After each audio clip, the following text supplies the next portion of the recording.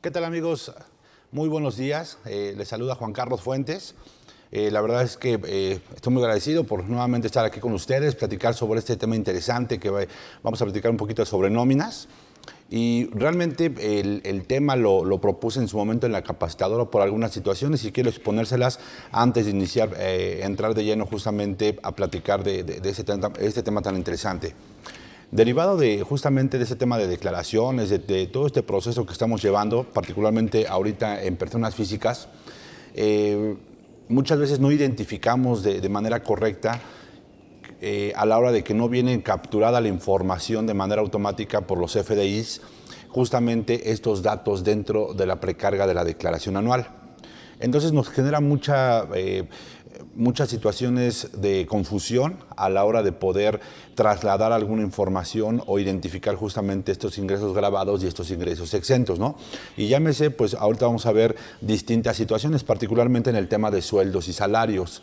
No sabemos, por ejemplo, o no identificamos en la parte de aguinaldo, en la parte de PTU, en la parte de la prima dominical, en el tema de las horas extras. Entonces, me di a la tarea justamente, e inclusive en el tema de indemnizaciones, ¿no? que es un tema súper interesante, y algunas otras partidas por las cuales posiblemente, si están timbradas, nos van a aparecer dentro de estos rubros. Entonces, en ese sentido, quise platicar sobre este tema, quiero platicar sobre este tema con ustedes. Espero realmente que sea propositiva la plática y siempre con el ánimo, pues, solamente de dejarles algo a ustedes. Aparte, digo, les quiero comentar esta clase o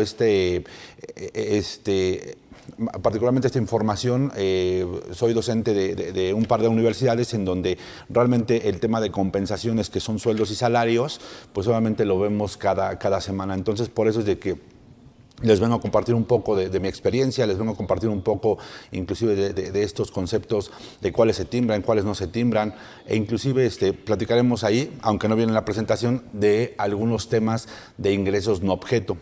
Entonces, derivado de esto, sí me gustaría pues, que me hagan llegar sus preguntas, que sea de ida y vuelta, pues obviamente todo este procedimiento de esta charla que vamos a tener, ¿no? Entonces, vamos a hablar sobre los ingresos exentos de las nóminas y los ingresos grabados, que bueno, ahorita vamos a ver que prácticamente para la autoridad todo es grabado, todo son presunciones y todo es cuestión. Y un tema súper interesante, ¿no? Que ahorita ya, son de las primeras láminas, pero realmente el hecho de utilizar la UMA o utilizar el salario mínimo general, que vaya el comentario, creo que sí hay una gran diferencia y ahorita la vamos a ver porque justamente algunos cálculos los tomé con salario mínimo, algunos con UMA, haciendo una comparación y en este sentido con el ánimo pues obviamente de que ustedes se lleven realmente un panorama muchísimo más amplio realmente de cuál podemos aplicar, ¿no? E inclusive si hay algún criterio por parte de la autoridad, cuál es el criterio de nosotros profesionalmente. Entonces, en ese sentido, me gustaría dejarles podríamos llamarle esa idea de que pueden aplicar uno u otro y vamos a ver cuáles son los criterios que hay como tal. Bueno, digo, siempre a mí me gusta iniciar con un tema de reflexión. En este caso, particularmente esta reflexión que les dejo, nos comenta, dice, el éxito de la toma de decisiones en los negocios. ¿Esto por qué? Porque muchas veces el día a día nos va llevando a poder tomar decisiones, sin embargo no sabemos si esas decisiones van a tener un sentido bueno o malo. Creo yo, o estoy convencido básicamente, que todas las decisiones que tomamos dentro de nuestros negocios particularmente debe de ser pues obviamente consensado, deben de ser previamente analizadas todas las decisiones porque al final van a recaer en una repercusión o en un beneficio de cierta manera. Y hay que saber, y siempre les he comentado, la gestión del riesgo que puede tener una u otra decisión, ¿no? Entonces, en ese sentido, espero que les haga un poco les guste esta reflexión que les acabo de dejar y con ese sentido lo comento. Bueno, ¿qué vamos a ver? Un breviario, una introducción, quiénes son sujetos de las nóminas, los ingresos grabados de las nóminas, los ingresos exentos de las nóminas, algunos casos prácticos, que vaya, aquí sí les pediría por favor que tuvieran su Excel o alguna hoja de cálculo.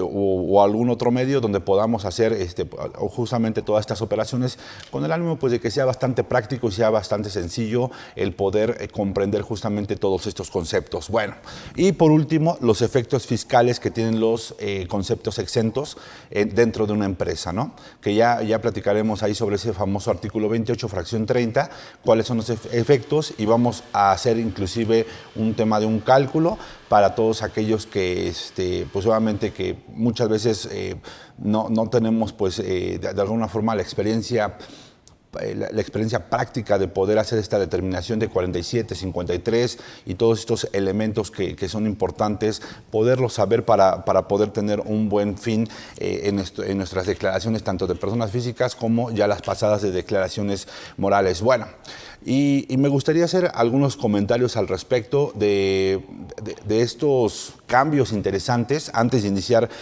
el propio curso, porque creo que sí hemos tenido bastantes contingencias, particularmente en el portal del propio SAT, en donde está tardando en poder capturar justamente o identificar la información. Y nada más lo quiero poner como referencia porque justamente en la semana recibí algún tema de alguna consulta referente a esto, y ya obviamente porque ya me ha sucedido, justamente por eso contesto en ese sentido. La consulta fue: contador, el coeficiente de utilidad que tengo determinado para el ejercicio 2022, que determiné de 2021, no me aparece ya dentro de mis pagos provisionales cuando ya realmente ya presenté la declaración, ya la pagué, posiblemente no la presenté en tiempo, posiblemente me pasé un par de días o la presenté el mero 31 de marzo.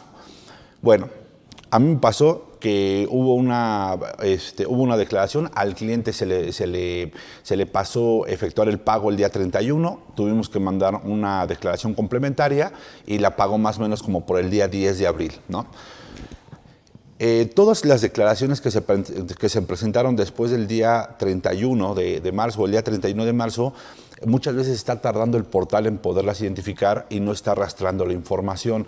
¿Qué les pediría? Simplemente dejar el sustento justamente de todos esos movimientos interesantes o importantes que estamos ejecutando, porque evidentemente ahorita, a esta fecha, yo tendría que estar presentando ya el pago provisional referente, presentamos el de marzo en el mes de abril, y tendría que ser con el coeficiente de utilidad ya el nuevo para las personas morales.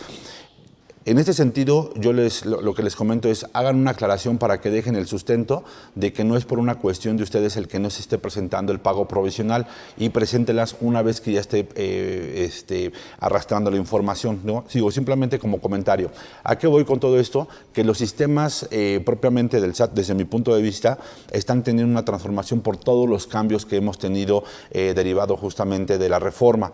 En este sentido, va a ser importante pues que nosotros preveamos y que documentemos todos y cada una de estas situaciones, porque ¿qué es lo que puede pasar en un futuro? Lo que está sucediendo ahorita de los ejercicios 2017, 18, 19 y 20. Si no presentamos en tiempo, la autoridad va a venir y nos va a querer determinar multas por no presentar en tiempo. ¿Qué nos va a generar? Pues solamente el costeo posiblemente de un juicio de nulidad o el pago propiamente de las multas. Por eso es importante de que se documente que por una situación ajena a nosotros, evidentemente no se está haciendo la propia presentación de las declaraciones, pero sí documéntelo con las propias herramientas que tiene el SAT dentro de las plataformas, ¿no? Dicho esto, y obviamente comentando esta situación, pues seamos un poco más propositivos, analíticos, en el sentido de que sí estemos al día en el cumplimiento de las obligaciones, y que en cuanto nos permita las propias plataformas poder hacer la presentación de las declaraciones, pues obviamente lo podamos ir realizando sin mayor inconveniente, ¿no? Entonces, ahí les dejo una experiencia, como les comento, propia, qué es lo que les recomiendo. Sin embargo, pues ustedes ya tendrán un criterio posiblemente similar o distinto al que yo puedo estar comentando ahorita dentro de la capacitadora, ¿no? Entonces, muchísimas gracias por estar aquí nuevamente, y pues iniciamos ahora sí prácticamente de lleno con este tema tan interesante. Bueno, ya les platicaba que justamente en esta confusión de dudas de que en dónde van los exentos, cuáles son los topes, pues obviamente debemos de tener una serie de información a nuestra mano o nuestro alcance para poder determinar estas partes exentas y grabadas, ¿no? Sin embargo, antes de entrar a este punto, me gustaría enseñarles la siguiente diapositiva, la cual pues nos muestra básicamente, Inge, si nos la puedes hacer ahí prácticamente toda completa a cuadro para que nos puedas, a ver si, no sé si se vea, ¿se alcanza a ver? ¿Sí se alcanza a ver? Perfecto, bueno. En esta diapositiva, de hecho, ya ahí tienen también el material, el cual el contador Juan de la capacitadora, a quien le mando un saludo, me hizo favor de compartírselos. De todos modos, en caso de que no lo tuvieran ahorita todavía a la mano, con mucho gusto yo ya le compartí a la capacitadora, lo pueden solicitar tanto el material que están viendo ahorita en su pantalla, como también algunos Excel que justamente utilizo. Digo, no me gusta hacer tablas tan elaboradas porque me gusta más bien analizarlo punto por punto, pero las tablas que vamos a utilizar ahorita o los Excel que vamos a utilizar, ustedes ya también los pueden tener o los pueden descargar, que también ya se los compartió la capacitadora. Bueno, dentro de esta lámina, lo que vemos justamente es el tema de la recaudación. Cuánto recauda por personas físicas el SAT, cuánto recauda por grandes contribuyentes, por asalariados, por personas morales, y marca ahí por mes y por ejercicio fiscal. Vemos que está a partir de 2019, 2020 y 2021. ¿Por qué quiero mostrarles justamente ese rubro y inclusive lo enmarco ahí en rojo? Porque si se dan cuenta, la mayor recaudación viene de un tema de asalariados. En donde justamente este mes es súper importante, porque si recauda la autoridad de este importe de asalariados y de personas físicas, pues la mayor masa en donde hace la recaudación o donde está prácticamente el soporte de este tema tributario, pues está tanto en personas físicas, actividad empresarial, actividad de arrendamiento, actividad de servicios profesionales, y en el tema de salarios. Simplemente echen un vistazo ahí, la suma de estos dos rubros, y realmente pues es el 70-80% prácticamente del total de los ingresos, ¿no? Y ahí pues, ¿quiénes son los que menos pagan? Los grandes contribuyentes, ¿no? Por eso para mí es importante que ustedes se den cuenta la vital importancia que tiene el hecho de poder identificar cuáles son los ingresos grabados, y que todas las personas físicas somos los que más pagamos y somos el soporte básicamente de esta actividad contributiva hacia el país. Bueno, comentado esto, pues esta lámina la pueden consultar inclusive desde las propias páginas del SAT, en donde justamente pueden tener la certeza de que esta información está disponible y que es información pues, correcta y es vigente, ¿no? Y bueno, pues vamos ahora sí a iniciar. Les comentaba que en este tema de los ingresos me decían o comentaban, ¿no? Oye, ¿sabes qué, Juan Carlos? Realmente, pues, nada más dime, porque es publicidad por parte de la Secretaría de Administración Tributaria, el poder decirme, oye, ¿sabes qué? Presenta tu declaración anual. Ah, ok, está bien, yo la presento. Digo, y si gustas ponerme a cuadro, Inge, porfa, gracias. Presenta tu declaración anual. 5 pasos, 5 minutos, ¿no? Y yo creo que ya lo hemos mencionado aquí en los distintos programas que hemos dado aquí en la capacitadora. No es tan sencillo, porque hay que identificar justamente este tipo de cuestiones. ¿Qué pasaría si no están capturadas o no está la información dentro de la propia plataforma del SAT? ¿Qué tendremos que hacer? Pues obviamente recabar todos y cada uno de los CFDIs que nos emitieron durante el año para el tema de salarios, y ahorita vamos a ver quiénes son esos sujetos, que básicamente pues es derivado de una relación laboral, ¿no? Entonces deberíamos de tener todos esos CFDIs para poder hacer el vaciado de manera correcta, ¿no? Entonces ahí yo creo que ya no va a ser tan sencillo que el propio contribuyente, el propio trabajador, pueda hacer su declaración anual, y ahí es cuando justamente nos buscan a todos nosotros para poder hacer justamente esta descarga de esta declaración anual, ¿no? Algunos obviamente les dan justamente un resumen de todas las percepciones que se tuvieron, que ya no es una hoja de retenciones propiamente, sino es un resumen de todos los ingresos que se tuvieron en el año. Se marcan los ingresos grabados, las partes exentas, el impuesto retenido, y las totalidades que en este sentido marca, viene con su RFC, y esa es una hoja que les dan de retenciones tanto en el sector público como en el sector privado a todos los trabajadores, ¿no? Entonces, dicho esto, empezamos, ¿no? Justamente el salario, básicamente, que lo marca el propio artículo 82 de la Ley Federal del Trabajo, es la retribución que se debe pagar por parte del patrón por su trabajo, ¿no? Entonces ya empezamos a identificar quiénes son sujetos, pues obviamente el trabajador. ¿Por qué? Porque el propio patrón le va a hacer el pago de sus retribuciones por esta prestación del trabajo. Ok, ¿y qué nos marca el propio artículo 84 de esa misma ley? Justamente nos indica que el salario está integrado por pagos hechos en efectivo, por cuota diaria, gratificaciones, percepciones, habitación, primas, comisiones, prestaciones en especie y cualquier otra cantidad o prestación que se entrega al trabajador por su trabajo, ¿no? Y ahorita vamos a ver las distintas prestaciones o las distintas formas en las que se puede integrar justamente este salario, ¿no? Que de hecho ahorita sí viene un punto interesante para el tema de la PTU, ¿no? Entonces vamos a ver cuáles son la parte exenta, la parte grabada, que de hecho tengo ahí un caso práctico de PTU, que si me lo permiten con mucho gusto lo podríamos hacer también si nos da el tiempo, con el ánimo de que ustedes se lleven básicamente un contexto general de todas estas determinaciones que se tienen que realizar. Que hay evidentemente programas que lo hacen de manera automática, sí.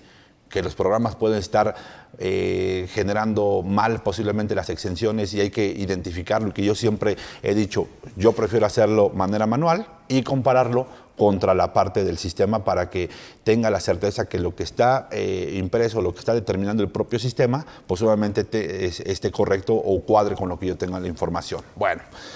Entonces, dicho esto, ¿quiénes son los sujetos? Ya platicamos, los propios trabajadores por parte de una retribución salarial. Bueno, algunas consideraciones que justamente pongo en esta lámina, y si gustas ponérmela en cuadro, mi estimado Inge, por favor. Ok.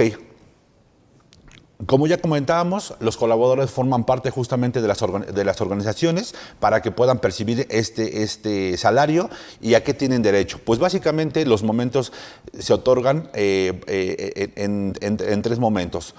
A la firma justamente del contrato, que son elementos que debe de traer el propio escrito o el propio contrato, que estos se fundamentan en el artículo 25 de la Ley Federal del Trabajo. ¿Por qué va a ser importante que realicemos contratos a la hora de que alguien nos presta un servicio como trabajador?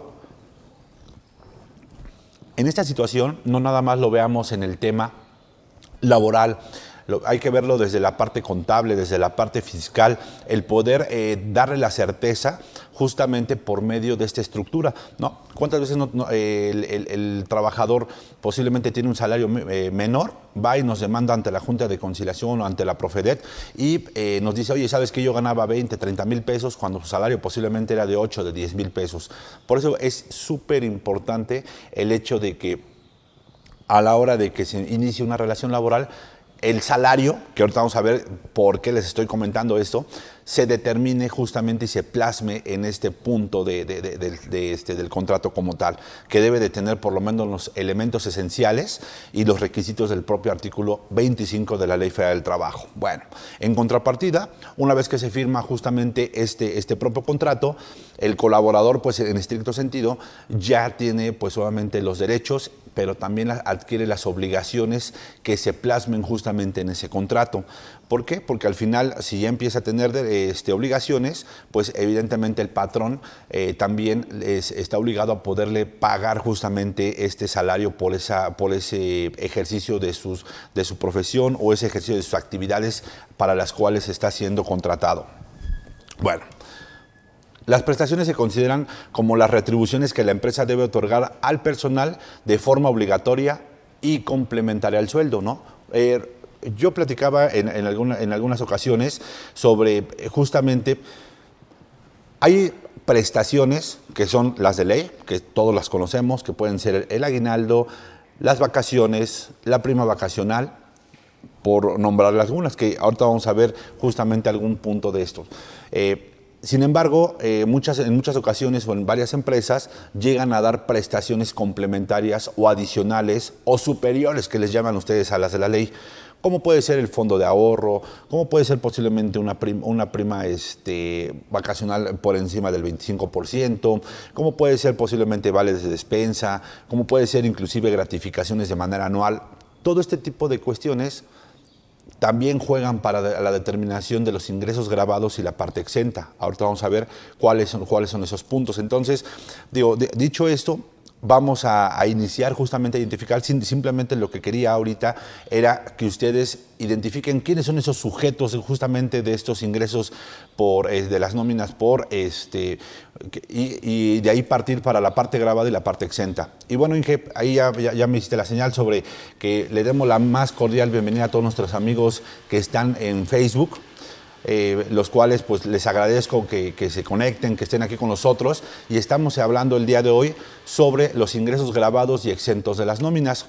Nada más ahí como a manera de una recapitulación rápida, les comentaba a todos nuestros afiliados, a todos nuestros amigos que están dentro de la plataforma de CADEFI, sobre que hoy la intención básicamente es el poder identificar todos aquellos ingresos derivados de las nóminas, cuáles son exentos y cuáles son los grabados. Y me parece que les tocó justamente a la hora de que estaba explicando que derivado de esa relación laboral, pues evidentemente hay prestaciones superiores y hay prestaciones mínimas de ley, ¿no? Y ya pone algunos ejemplos de estos para poderlos identificar. ¿Por qué es importante? Porque hoy en tiempo de declaración anual las consultas son muy usuales, en donde me digan, oye Juan Carlos, ¿qué parte va en exenta o cómo se hace el llenado en la propia plataforma? Y ahorita vamos a ver justamente también en la plataforma, nos vamos a ingresar y vamos a determinar dónde van esa información, porque muchas veces podemos carecer justamente de no identificar dónde van esos conceptos y cómo hacer la captura de esos conceptos dentro de la plataforma y el envío de la declaración anual.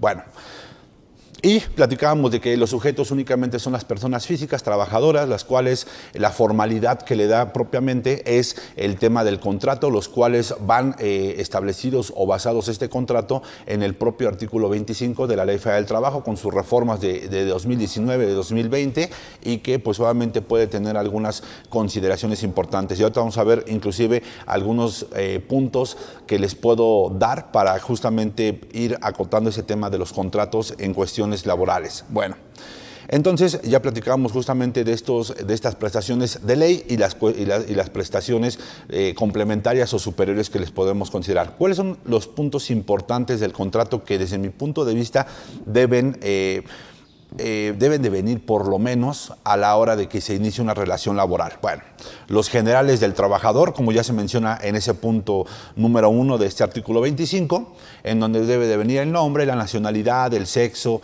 el estado civil, la clave única de registro de población, el registro federal de contribuyentes, el famoso RFC, el domicilio del trabajador y del patrón, y que esta fracción inclusive está siendo súper importante. Y yo les preguntaría, ¿cuántos de ustedes ya hicieron la modificación al tema del artículo 29 y 29A del Código Fiscal de la Federación, en donde establece que el código postal debe de estar actualizado, el del trabajador, ¿no? Por eso es de que están solicitando ahorita muchos empleadores la cédula fiscal actualizada.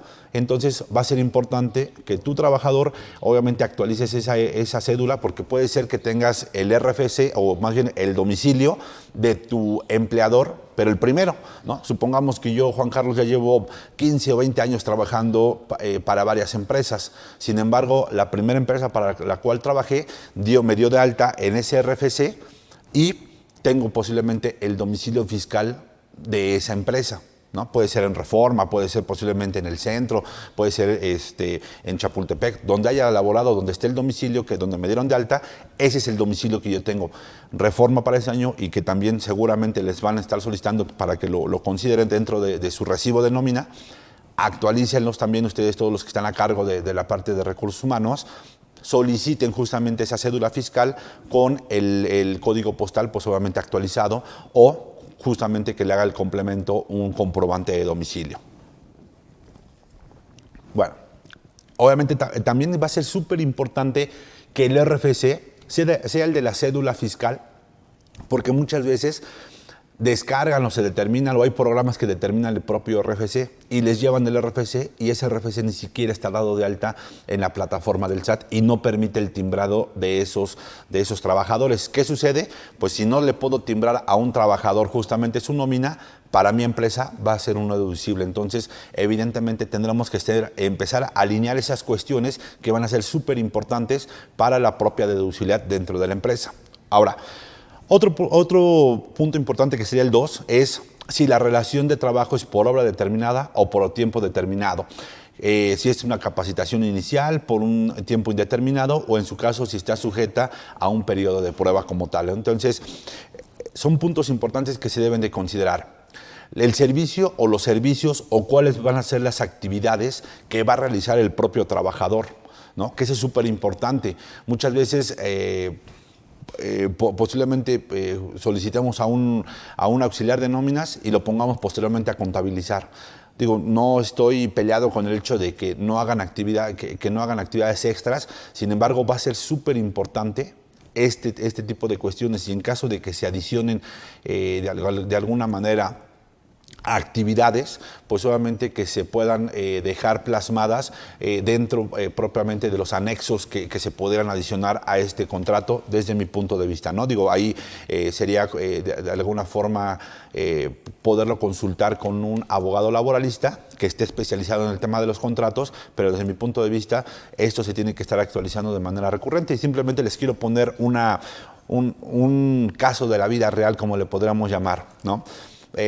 En alguna ocasión se contrata un facturista dentro de una empresa.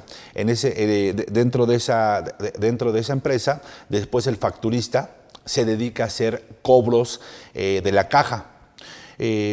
Empieza obviamente a hacer esa actividad de los cobros de la caja, y llega un momento, y con mucho gusto ahorita ya veo que ya están llegando algunas preguntas, Inge, y estimados amigos, los invito a que todas las consultas las realicen, por favor, porque digo, obviamente por ese motivo se enriquece pues esta charla, esta plática, este curso, y realmente para mí va a ser un placer platicar con ustedes y poderles contestar sus preguntas. Digo, y en determinado momento, si alguna no la pudiera contestar, con mucho gusto ya saben que me las llevo, y en breve las contesto, pero vamos ahorita a entrar a las preguntas. Derivado de esta actividad, entonces, la persona de facturación empieza a hacer los cobros en efectivo de esta empresa. Y en un momento se desaparece, no llegan 3, 4 días. ¿Y cuál es la sorpresa? Que los importes en efectivo eran importantes. Entonces se va con el dinero que tenía, porque no lo dejó en la empresa. Carecía obviamente de los controles internos que son indispensables, y más en el manejo de caja, pero un punto importante para poder hacer algunas imputaciones en cuestiones dentro de, y obviamente que porque puede ser que el trabajador nos demande inclusive una relación laboral y nos gane por ese lado. Sin embargo, también nosotros debemos de tener justamente la contrapartida, y por eso va a ser importante que detallemos en ese contrato justamente cuáles son esas actividades, inclusive extraordinarias, las cuales yo le estoy solicitando, ¿no? Para que podamos ahí tener súper amarrado tanto la parte laboral, y si incurre en alguna cuestión penal, civil o en alguna otra situación, pues obviamente tengamos los elementos y podamos hacerle frente a esa contingencia. Bueno, derivado de esto, pues obviamente no se tenía el contrato, las cuestiones eran únicamente de facturación, y pues no hubo forma muchas veces de poder acreditar esa situación. Digo, ya ese es un punto que se quedó ahí hacia el área jurídica. Ya no supe más sobre la situación, pero al final son puntos súper importantes dentro de las empresas que no se tiene el debido cuidado por no integrarlos dentro de esa parte de los contratos como tal, ¿no? Entonces, ahí nada más como consideración, por eso es importante detallar las actividades dentro de esos contratos como tal. Bueno, ¿qué otra cosa va a ser importante? El lugar o los lugares en donde deba de presentarse a trabajar el colaborador, la jornada laboral, que eso va a ser también importante para el tema de las horas extras, la forma y el monto del salario, cómo le van a pagar y cuál va a ser el importe de su salario. Inclusive aquí van a venir el tema de las prestaciones a las cuales son sujetos, que inclusive, fíjense, está muy padre el hecho de que en la universidad y platicando con mis alumnos, les comentaba, hagan un plan de compensaciones, porque es de la carrera de administración, le digo, ustedes pueden en determinado momento llevar justamente el área de recursos humanos. ¿Por qué? Porque se tiene que hacer un área de compensaciones. Y yo recuerdo que hace tiempo, cuando trabajaba para el sector privado, justamente los bancos a la hora que van, te contratan, te entregan tu contrato y te entregan una carta adicional donde se indican todas las prestaciones a las que tienes derecho.